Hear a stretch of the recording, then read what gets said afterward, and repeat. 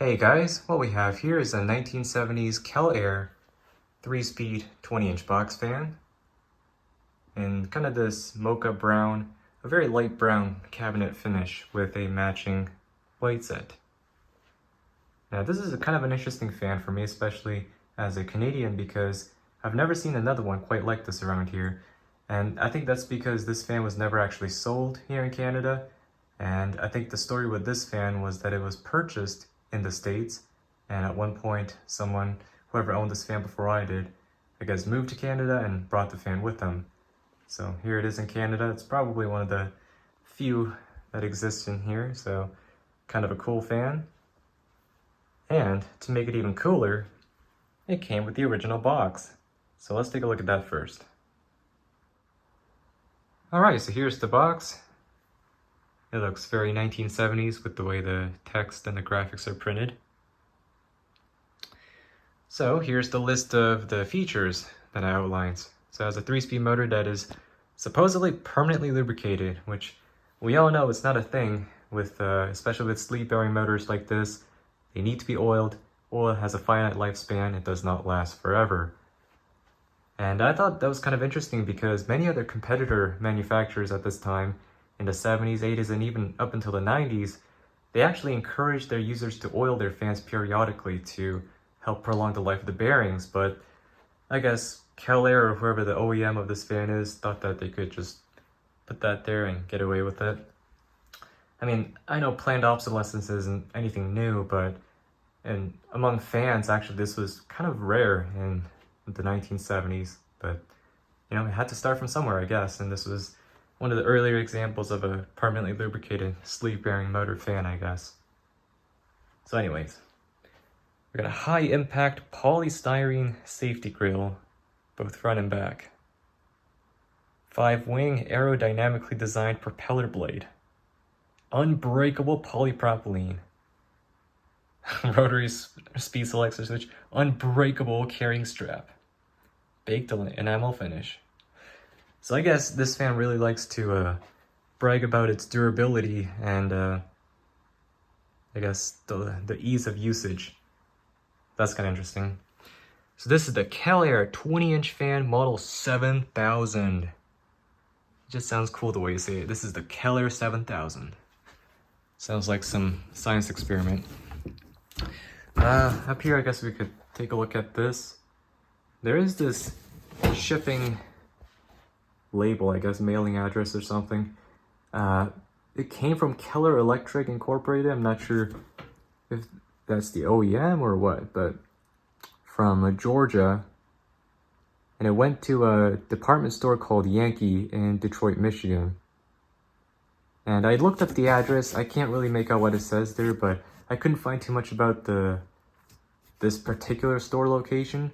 Apparently Yankee was a department store that was like started in Michigan or something like that. But either way, so this is a proof that the fan was purchased in the States and was brought over to Canada at some point. So it's kind of interesting.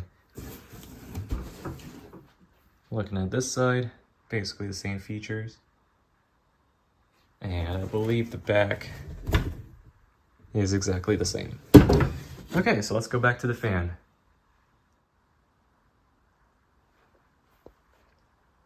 I got the Kel-Aire badge here, which appears to be printed on paper. This is not like a laminated plastic label or anything like that. And as you can see, it's in pretty poor condition. It's starting to tear and kind of peel along the edges. And same with the speed selector here. This corner's gone and this part's about to break off. Well, since we're here, we might as well take a look at the specifications. 115 volts, 60 cycles, and 2.3 amps. I'm not sure what it would have said there. Maybe, I can't. Made in USA? I have no idea. This is a 3-speed fan, of course. It's got this kind of a vinyl, like rubbery plastic handle. Looks kind of like a suitcase.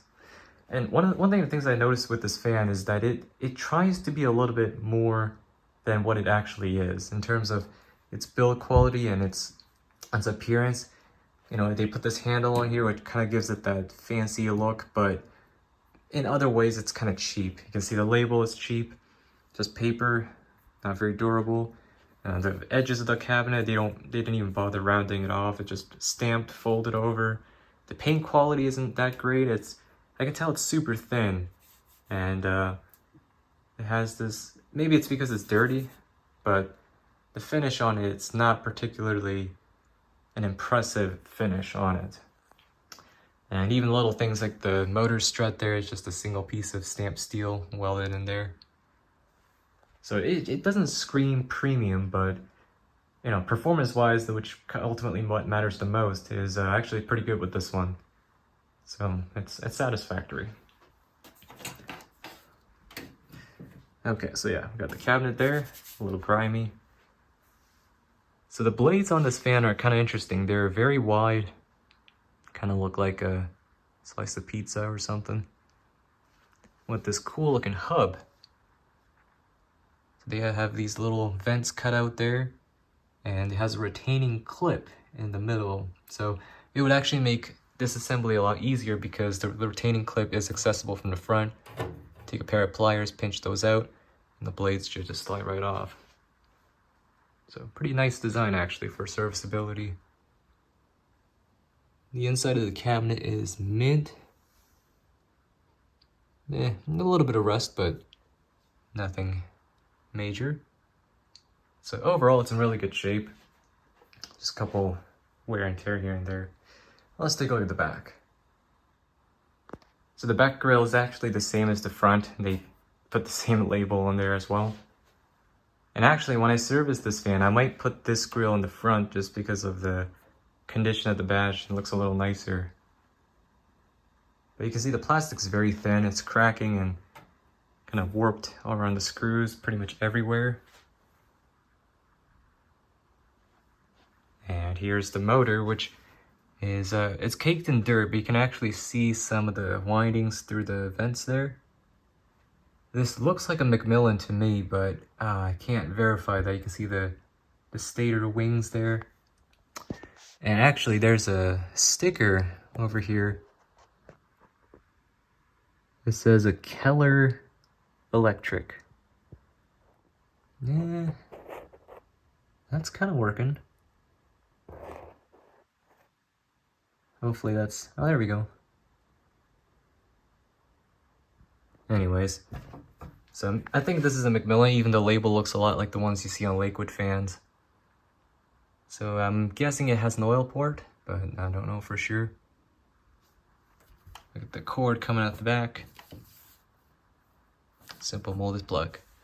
Alright, so let's go ahead and plug this in and give this a run. Alright, let's go and start it up on, we'll start with high.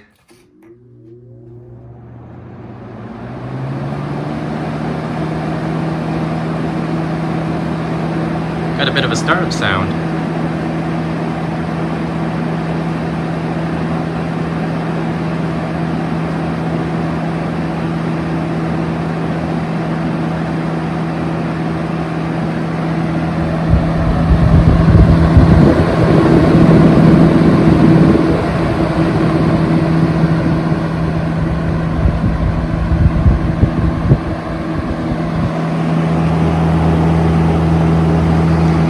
Got a little bit of a shake, but in terms of air movement, it's actually quite good. Not the most powerful in this class, but it's plenty acceptable. And also the sound it produces is quite pleasant to the ears.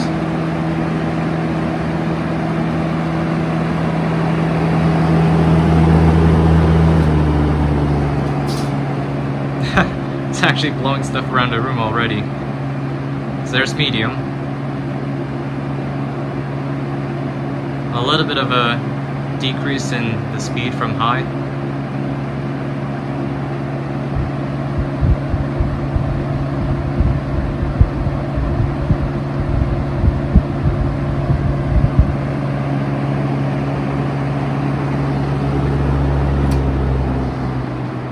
And low.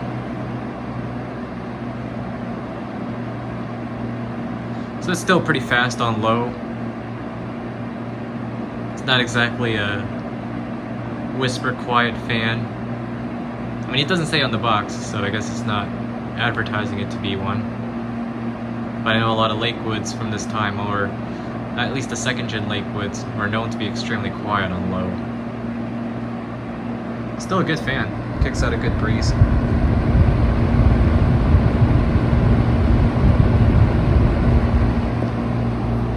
Still shakes a little. Alright, so let's go ahead and spin down. So I haven't serviced this fan. I know I got this years ago, but it's been sitting in its box in my workshop for a while. I don't really use it. Actually, never. But eventually when I get it cleaned up, it'll definitely get some regular use. Alright guys, well that's the Kel-Aire 3-speed 20-inch box fan, model 7000. Pretty cool fan. Definitely a pretty rare one here in Canada, because this is an American fan. Alright, that's gonna be it for this one, so thanks for watching, and as always, I'll see you in the next one. Peace.